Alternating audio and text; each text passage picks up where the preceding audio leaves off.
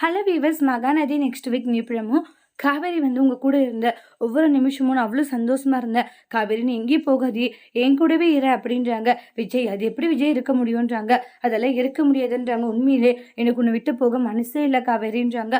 நல்லபடியாக சாப்பிடு, டைமுக்கு இதெல்லாம் எடுத்துக்கோ சரியா. எங்க எல்லாம் நான் எடுத்துக்கிறேன், வீட்டில் இருக்கும்போது அப்பப்போ ஃபோன் பண்ணாதீங்க, அப்புறம் அம்மா தேவையில்லாத சந்தேகப்படுவாங்கன்றாங்க. பார்த்தியா என் பொண்டாட்டி கிட்ட கூட தெரியாத பேச வேண்டியதாக இருக்குன்றாங்க. வேறு வழி இல்லைங்க, என்னங்க பண்ணுறதுன்றாங்க. என்னவோ போ, ஆனால் இருந்தாலுமே நீ ரொம்ப தான் பண்ணிக்கிட்டு இருக்க, எனக்கும் வேற வழி இல்லைங்க ப்ளீஸ்ங்க அப்படின்றாங்க. சரி ஓகே காவேரின்றாங்க. நான் இனி நீ கால் பண்ண மட்டுமே பேசுறேன்றாங்க. ஆனால் எப்பயாச்சும் வெளியே வரும்போது எனக்கு தயவு செஞ்சு கால் பண்ணு, நான் பார்த்து பேசணும். சரி ஓகேன்னு சொல்லிட்டு அப்புறம் காவேரி சந்தோஷமா வராங்க.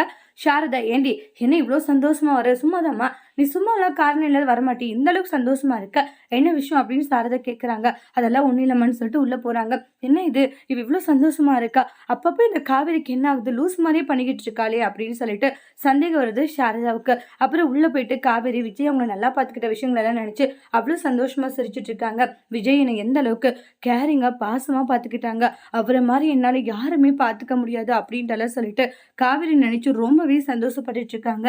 இனிமேல் விஜயை விட்டு நான் எங்கேயும் போகக்கூடாது அப்படின்ட்டுலாம் பல கனவுகளோடு இருக்காங்க.